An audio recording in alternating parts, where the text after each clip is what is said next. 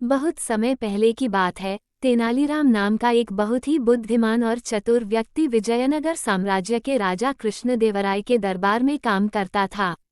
उसकी चतुराई और समझदारी की कहानियां पूरे राज्य में मशहूर थीं। एक दिन राजा कृष्णदेवराय कुछ परेशान और चिंतित थे। उनकी सोच थी कि दरबार में कौन सबसे ज्यादा वफादार और बुद्धिमान है। राजा ने एक दिन दरबार में सभी को बुलाकर कहा, मुझे आप सबका परीक्षण करना है।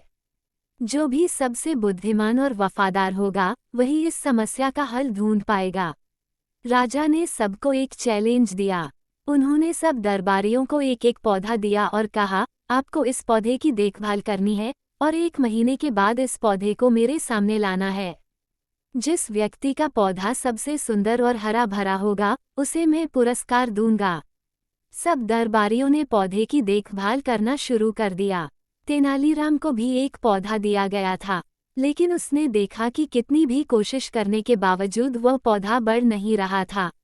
उसने उस पौधे में पानी डाला, उसे धूप में रखा, लेकिन पौधा बिल्कुल नहीं बढ़ा। 1 महीने के बाद सभी दरबारी अपने अपने पौधों को लेकर राजा के सामने आए। सबके पौधे हरे भरे और सुंदर थे, सिवाय तेनालीराम के।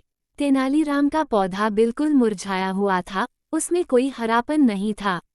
सभी दरबारी तेनालीराम का मजाक उड़ाने लगे। उन्होंने कहा, कितना अजीब है कि तेनालीराम जैसा बुद्धिमान व्यक्ति भी इस काम में असफल हो गया। राजा ने सबकी बातें सुनी और फिर मुस्कुराते हुए बोले, तेनालीराम सबसे सच्चा और वफादार है। सब दरबारी हैरान रह गए। राजा ने फिर बताया, मैंने जो पौधे आप सभी को दिए थे वे सभी उबले हुए बीजों से बनाए गए थे।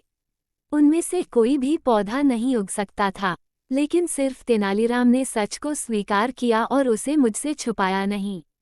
बाकी सबने झूठ का सहारा लिया और नकली पौधे लेकर आए। इस तरह तेनालीराम की ईमानदारी और सच्चाई ने उसे सबके सामने एक मिसाल बना दिया। राजा ने तेनालीराम को पुरस्कार दिया और कहा, सच्चाई और ईमानदारी हमेशा जीतती है। इस कहानी से हमें ये सीख मिलती है कि हमें हमेशा सच्चाई और ईमानदारी का रास्ता अपनाना चाहिए। चाहे परिस्थितियां जैसी भी हों, सत्य और सच्चाई की राह पर चलने से ही असली सफलता मिलती है।